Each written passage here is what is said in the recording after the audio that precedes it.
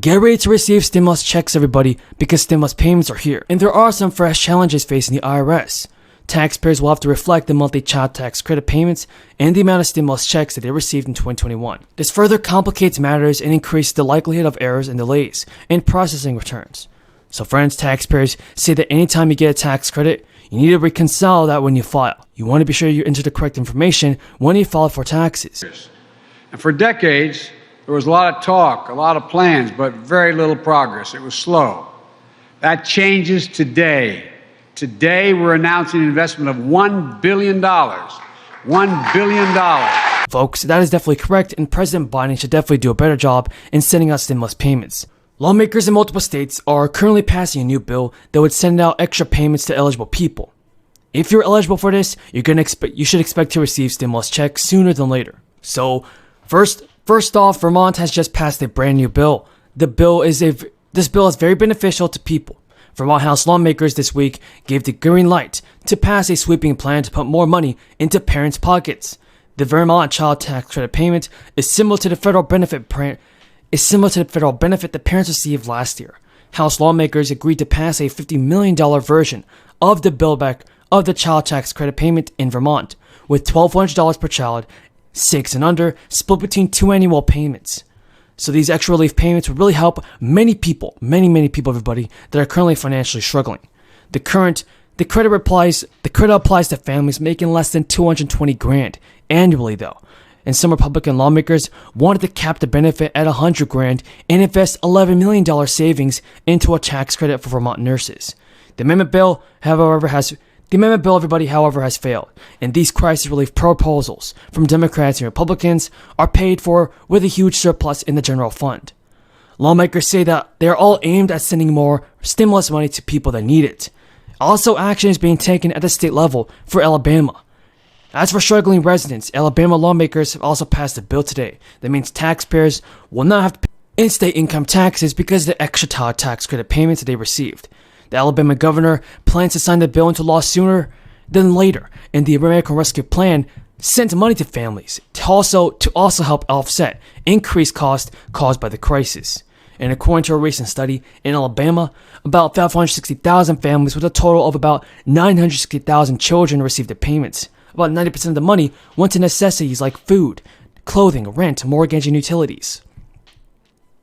But without a change in law, the tax credits would count against deductions for federal taxes paid that paid people to reduce their state income taxes in Alabama.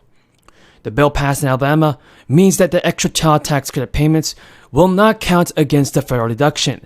The bill means that increases in the Earned Income Tax Credit and Dependent Care Tax Credit resulting American Rescue Plan will not count against the federal deduction. Senate Republicans who sponsored the bill said a family with 2 children will generally save about $200 in state income tax because of this bill. And the federal government is also taking action for all people across the nation. There are currently over 100 lawmakers that want to send out more stimulus money to everyone. Now on lowering costs.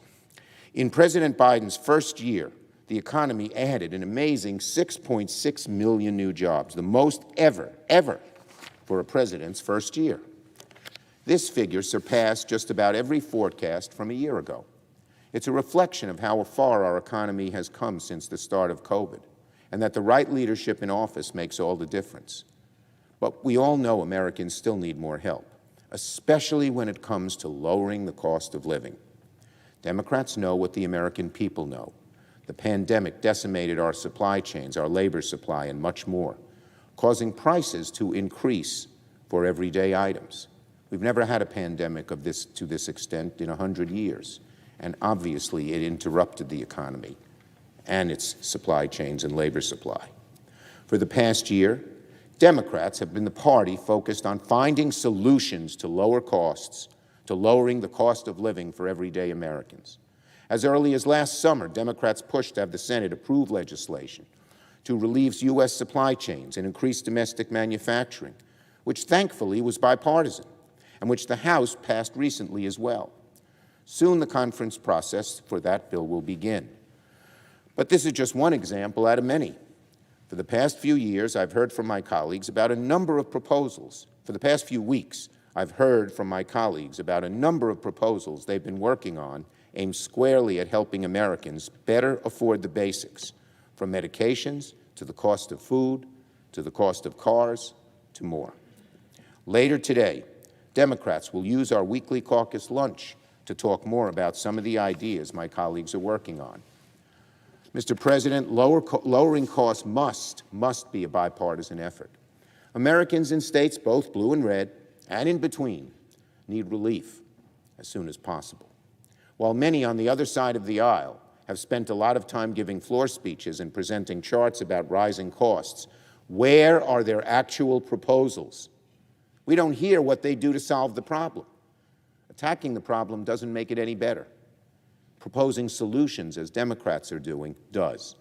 Republicans should step up and say what their plan is to fight inflation, not just point fingers.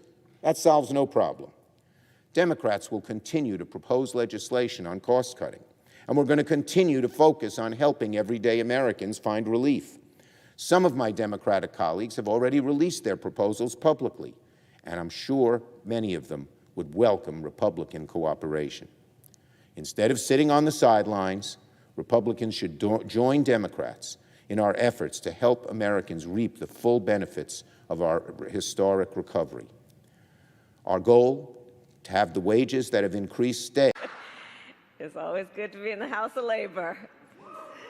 I want to thank you all for the work you do every day that inspires us. And Secretary Walsh, thank you. You are a great partner in this effort and a great leader in our administration. So good afternoon, everyone. Before we get started, I just want to say a word about the jobs report that came out today. I do believe, I think we all know that it really shows that Americans are getting back to work. And what we are seeing is that it is happening at a record-setting pace. As a result of the diligence and the determination of the American people and the policies of our administration, our nation's economic recovery continues to be, let there be no doubt, the strongest in the world.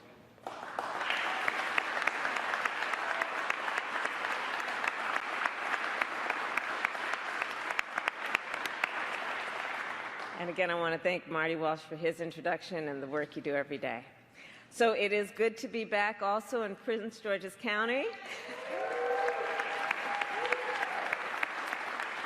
Senator Cardin, Senator Van Hollen, it's good to be back with you as always, my former colleagues, and of course, to be here at Iron Workers Local 5 with all of you.